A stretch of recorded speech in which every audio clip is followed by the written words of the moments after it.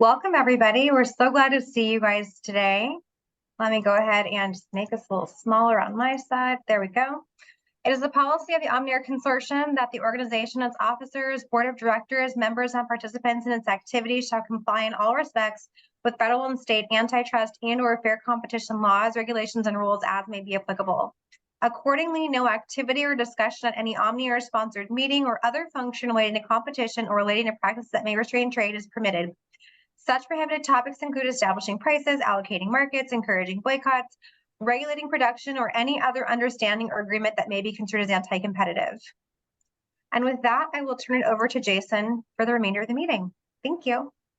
Well, thank you so much, Brenda, and thank you to each of you taking the time to join us today. I know it's a busy time of year for a lot of folks trying to get things done. We appreciate you taking a little time out of your day to join us. We're going to provide a few updates on some things happening at OmniAir. We'll quickly go through our working group updates. And then I've asked Randy Roebuck to walk us through some PlugFest results and answer any questions you guys might have. All right, with that, let's get started. So about 3 weeks ago now, the U.S. Department of Transportation hosted the third V2X Summit. And this was in Ann Arbor, Michigan. A couple of really interesting things happened. One, there was a notice of funding opportunity for $40 million, awarding up to 2 locations for the deployment of V2X technologies. The idea is to have a demonstration of full deployment in one or two cities of connected vehicle technologies and demonstrate connected interoperability. There is, in the NOFO, there is a reference to OmniAir PlugFests and a requirement for grantees to participate in PlugFests, given the importance of that to interoperability. So we appreciate the nod from US DOT. Next, please. Also released that week was a national deployment plan. So there is a draft V2X national deployment plan. We will have an opportunity to file comments. OmniAir will do so sometime in December. The comment period will be open through January. We encourage our members to individually file comments on this. Very comprehensive plan. Still making our way through it, but one of the highlights is a focus on cybersecurity, a focus on interoperability, and a focus on certification. So certification is going to play an important role in what this goal that the U.S. Department of Transportation is calling connected interoperability. That's the goal, and OmniAir and its members have a very important role to play there. Next, please. So for those of you who are new to OmniAir, just to tell you, this is our ecosystem. We have a broad cross-section of members representing automotive OEMs, tier 1 suppliers, chip manufacturers, systems integrators, and test labs, test equipment guys, and everything in between. So if you know of companies, organizations that would help OmniAir to advance our mission, please do send them our way. Next, please. We have just issued our dues notices for 2024. So dues have gone up slightly from 2023. The associate level private sector is now $7,500. The executive level private sector is now $15,000. And our sustaining partner, which I'll talk about in a few minutes, is staying at $30,000. That is the all-inclusive price for membership, certification, and PlugFests. Next, please. Certification fees will be unchanged for 2024. You can see our certification is $10,500 US per protocol. And the reason we say that is that, especially in tolling, we see multi-protocol devices. And sometimes we see that for dual use RSUs.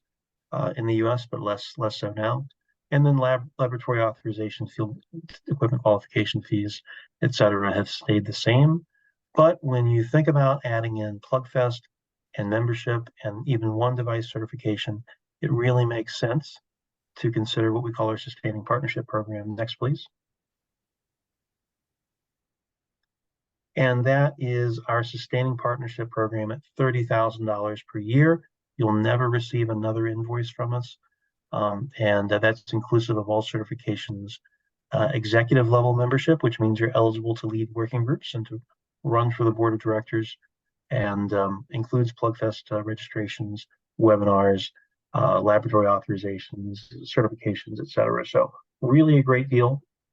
Hope you take advantage of it. Next, please. So our working groups, we do have an ever-growing number of working groups. We have 2 new chairs in the past couple of months. Roger Babur from Danlaw is chairing our aftermarket safety device sub-working group, and Stella Joseph of H&TB is chairing our road usage charge working group. We still have an opening for certification policy. That's the working group that sets all of the rules for our certification programs and develops program scopes. So if you have an interest in helping to drive that and are interested in chairing that group, please send me a note or Randy, and we're happy to chat with you. Next, please. And of course, our working groups, as I mentioned, are available to all members to join. We have 5 full working groups and then 4 sub-working groups that are active now. And I'm sure that this list will grow as we move into the next year. We have some aggressive goals and plans for the next year and opportunities for members to actively participate in the life of OmniAir. If you are interested in joining a working group and you haven't yet, reach out to Berkendo or Randy or Brian or myself, and we're happy to help you. Next, please. So working group updates.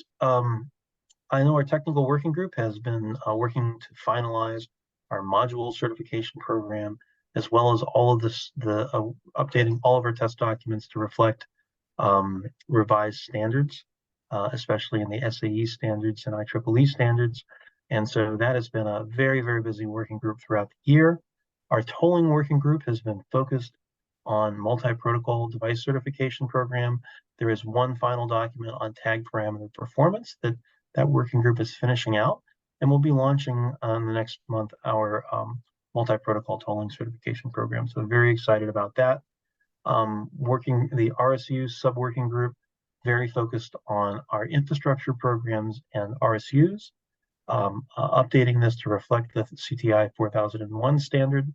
Also focused on developing test cases for some interface components such as traffic signal controllers. Next year, I know the chair, Nick Hagemeyer, has placed a priority on addressing non-V2X sensors in the roadway. So whether that's computer vision systems, cameras, LiDAR, radar, as those technologies integrate with V2X in a connected intersection environment, I'll be looking at developing certification for that. Our applications sub-working group have been finalizing an announcement message, looking to seek vendor adoption. I know Sean Mashu from Qualcomm has helped develop that. We have some of that in our TCI available on our GitHub, and encourage you to take a look at that. And then we are developing for multiple applications bench tests to supplement our field testing. I know that at the PlugFest, we did 11 different V2X applications, and we are looking to what we want to do at our spring PlugFest in M-City. So lots of activity there. The RUC, or Road Usage Charge initiative, is a working group that's looking to develop certification options for the deployment of what we call road usage charge, or vehicle miles travel taxes that help finance our roadways through something other than a gas tax. And right now there's a focus on J3217 V2X based fee collection standard and developing test cases there. If you're not part of that group, I'd certainly encourage you to look at joining it. We're happy to get you involved. Next, please. Certification working group has been focused on a more basic certification program. So what is the baseline certification needs? We've also been developing some program scopes for interoperability testing and a few other items. Cybersecurity working group, we actually have the cybersecurity working group chair here, Mr. Brian Romansky, live here. So I'm going to let Brian give this update for the next couple of bullets. Mr. Romansky, floor is yours, sir.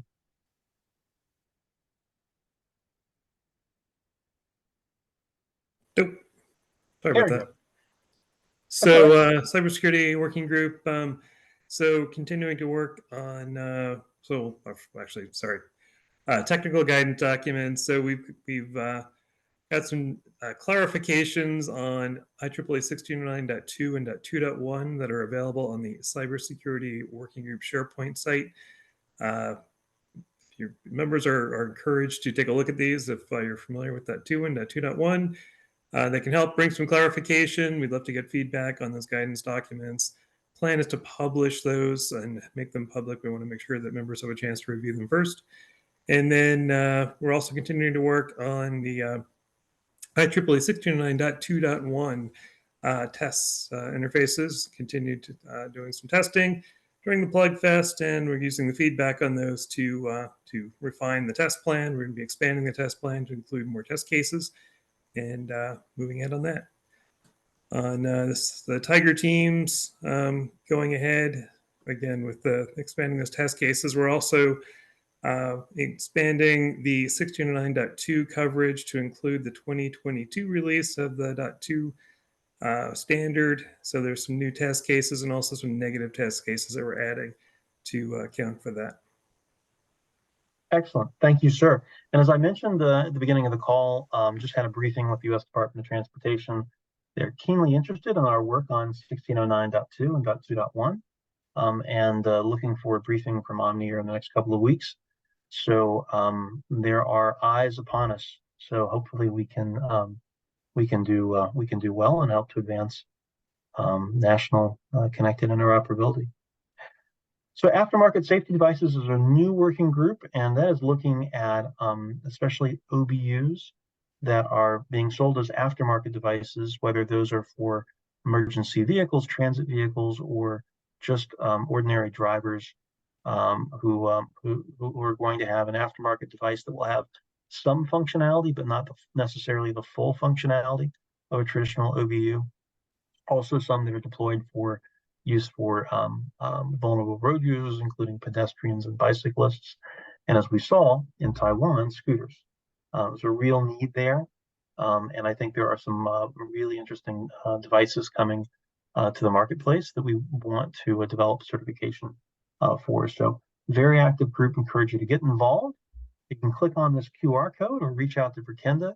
If you are interested in joining any of these working groups, we need your help to advance things.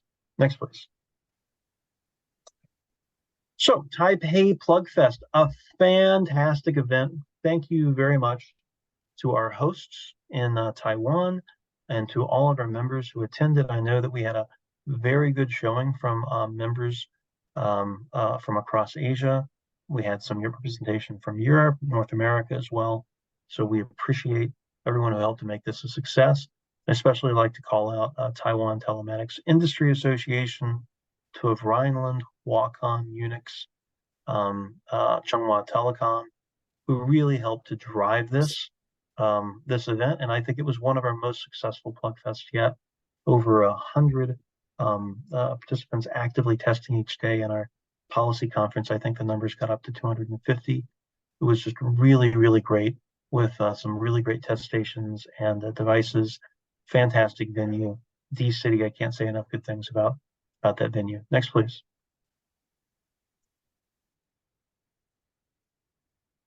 Keynote address from Mike Brown, who is the chair of our coordinating council, which leads all of our working groups.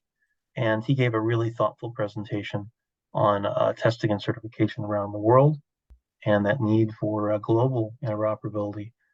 We also had some other great speakers, including the Minister of Ministry of Transport and Communications, as well as other deputy ministers from that organization, as well as other ministries within Taiwan. Lots of really great industry presentations, and I was particularly pleased with that policy conference. Next, please.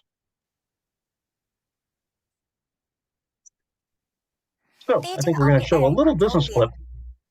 Go ahead. 网车互通测试大会在淡水新市镇登场，海内外20几家车联网相关企业共襄盛举。OmniAir 是国际首要的车联网验证联盟，致力促进智慧交通系统、电子收费和联网车辆的互通性跟验证。这回来到台湾举办大会，就是看上台湾 ICT 产业的强大实力。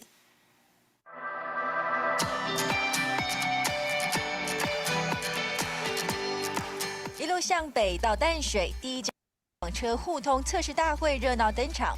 众多黑科技将让交通更安全。High precision objects that form a virtual wide screen for rendering real-world driving scenes. 像是利用雷达模拟场景，提升智慧车辨识的能力。各大汽车设备制造商、原厂零组件供应商，还有测试实验室，海内外20几家公司秀出压箱宝。而这回大会也将针对车联网 CV2X 设备，要进行全面测试，要确认产品安全可靠。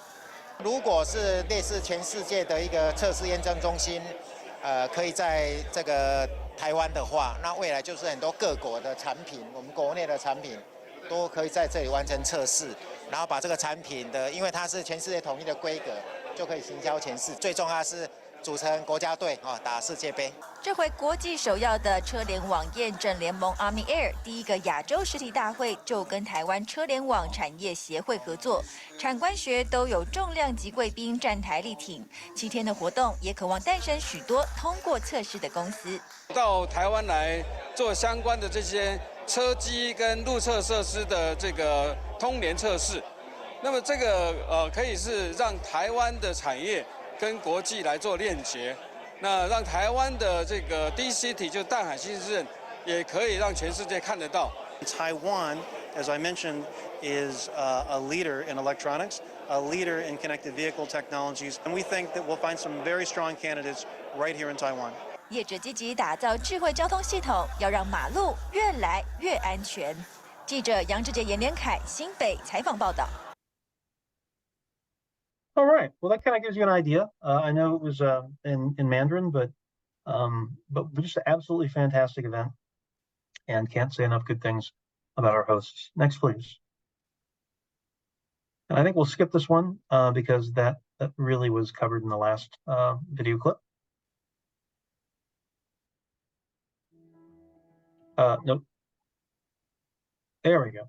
So what we wanted to do was to provide some general observations and feedback from the event. I know that Randy and the team are working on analyzing all of the results from PlugFest, and we haven't completed that analysis yet. So you're going to see a summary here and some ideas on what went well and what we can do to build on this success for our spring PlugFest. And we'll have a very short introductory video at the end of MCity, which is where we'll be doing our spring PlugFest. Mr. Roebuck, would you like to take over and do the report on PlugFest? Can you guys hear me? Yes, sir. Oh, thank you very much. We greatly appreciated the hosting. Taiwan was very wonderful. You guys were very gracious hosts in both showing your culture, getting prepared for PlugFest, and your true commitment to this. We would like to see other places around the world show the same interest and commitment in moving forward. So yes, we greatly appreciate it. And on Wednesday, Jason did a little overview in the keynote event. All the sessions were full capacity, packed houses, and wonderful to see with all your national media, your professional moderator introductions, deployment messages, and even all the key players in Taiwan had vendors booths outside the event, and just everything just went really well on Wednesday morning. Then afterwards, there were 3 parallel breakout sessions in the afternoon, along with us conducting testing in the afternoon. Unfortunately, I wasn't able to see the afternoon sessions in running the testing, but what I heard, it was really done well. Jason will be showing the next Plug Fest host, M-City, which we've actually been there twice before, and we'll expand on it. And they've added some automated vehicle capabilities there. And along with, we're going to probably focus on both conformance and interoperability next May/June Plug Fest. We did hear that Asia is moving forward with the PC5 connections beyond Taiwan and Korea. And it does present a lot of other VDEX opportunities that can benefit from OmniAir's technical readiness. So our test equipment folks, test laboratories should be expanding and should have some opportunities in this area. Next slide, please.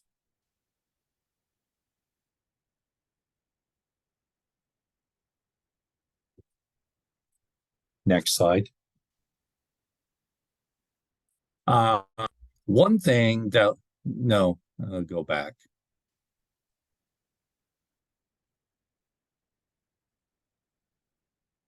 One thing that was new coming into this, we actually had a lot of new device participants, because in the previous 11 Plug Fest, we've kind of had the same device folks advancing their devices, but we see a whole new set entering the marketplace. Is actually wonderful.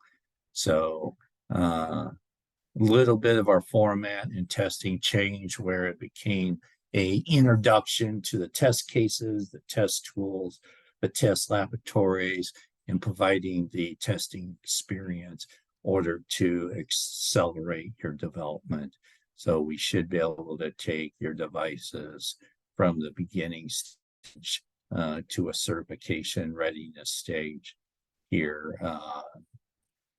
within the next year and move forward with that. The university was a really good setup. We used the 4.2 and 4.3. The 4.3 had all the testing, the individual isolated rooms for testing and support, gave a bit of privacy where people can continue their development, but it still was a very collaborative area, all on the same floor. One thing we'd like to incorporate in our future Plug Fest, having a large touchscreen monitor in order to take care of the test schedule changes, which actually worked out very well. We actually used Google Notes for each station device manufacturer to provide their results back to Mick, and he used the time change difference to his advantage and compiled results every day. And we showed the next day around noonish, so people get a feel for how the whole test stations were really working out. From what I saw, a lot of the bench test sessions were busy, completely full, and really didn't get much of a break. So it appeared all the device manufacturers were putting them to use and got what they needed and wanted and had a proper opportunity there. The SLSS configuration, which we done for the first time in this Plug Fest, gave a few headaches. So we have some things to work in the next couple weeks. The one thing I did not notice until a little later on when I put all my devices together that it caused some transmission rate issues, which I'm working through a couple of the test vendors and chipset providers to see what really caused it, and so we can get it corrected and move forward. But this is why we hold PlugFest. The field test site had, I think it was either 8 or 9 intersections with our issues. Every one of them provided unique SEM certificate source, so we could see that interoperability. Had a Pacific VI application in each one, where the vehicles drove through, gave you the different messages, and I'll be posting some of the anonymous group captures that I took up on the SharePoint site. We did have an isolated area to conduct a V2V maneuvers on the public road, which closed, which was heartbreaking, figure 8 latching in a setter. That area did work out well. On Thursday morning, Cecil Tech did introduce their fuzzy test tool that's still under development and looks very promising. So anybody who has new test tools and that, and we definitely want to take an opportunity to try them out, evaluate them, to give some insight to make the tool even better. The next slide, we're going to show the bench testing, but I did spend a couple hours with Wadies last night on the field testing. They're still putting their results together. They're looking to provide me so-called all the test reports, the data files and that stuff, if you did not get them yourself. I should have them probably tomorrow and no later than Monday. So if you didn't get them, send me an email message. I'll make sure to forward yours to you in that perspective. They did. We walked through some of the results, and some of the things look very promising, and there's a few items we need to go work on. Is Mick online? Whether he wants to run this slide, or would you like me to do it? Randy, you can go ahead. Thank you. Okay. So Mick was putting together results in every OmniAir PlugFest. We do present these anonymously, not specific to any test tool or any particular device manufacturer itself. What we're looking for is people making progress. Did they run through a lot of the tests in the elements? And what I typically like to see is a couple devices pass a test case, so we can actually say, hey, we confirmed that we verified it beyond what our test equipment audit runs, or to turn it from an informational set to a requirement set is very important. Then we do make sure all the primary test cases in each element are conducted and are doable and repeatable, consistent, and fair, especially if we have a couple test equipment that's running the same test cases. So this shows the number of runs per test specification, and shows that about what I thought it would be, with a lot of new folks attending PlugFest first time and becoming a learning process. We've always promoted our PlugFest. It's just not an event when you think you're ready for certification, but it has a lot of value in showing your technology readiness and also what capabilities everybody has. So when you are starting your development or an early part of your development, that it can save you time and effort because you know what your device will be going through, so you know what to focus on. Are there any questions for me at this time?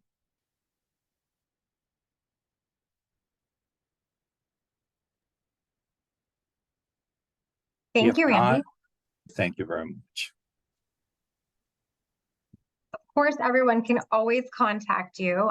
We know how to reach you. So thank you again for presenting that. We next have our very exciting upcoming Plug Fest.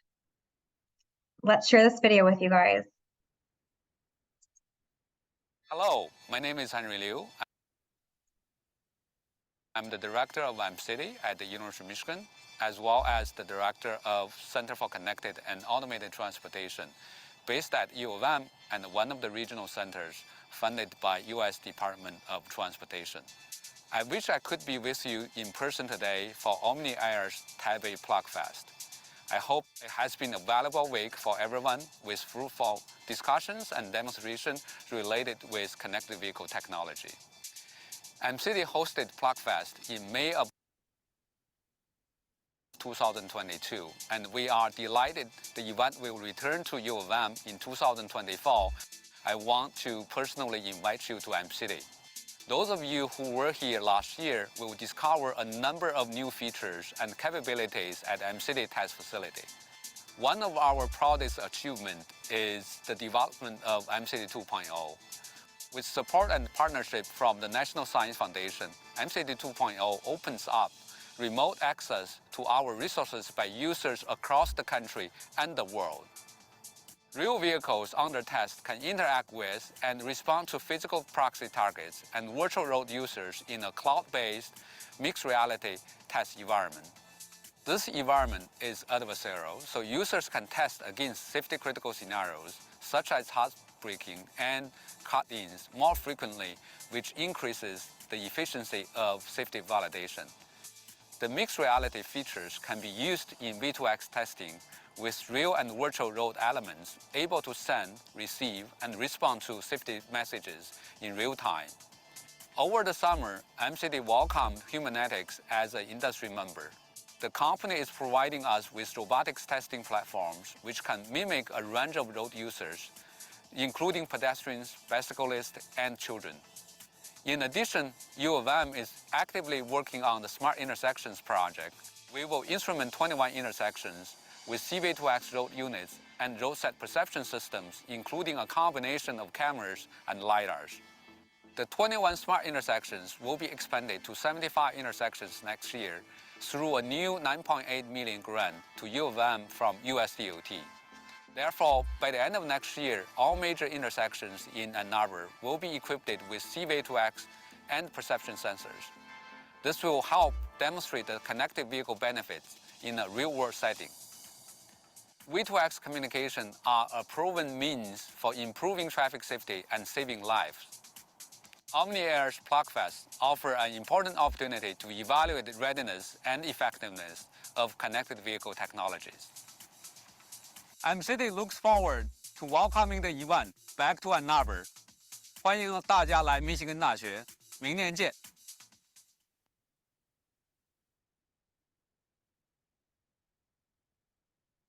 Well, one second, let me just go ahead and pop this down.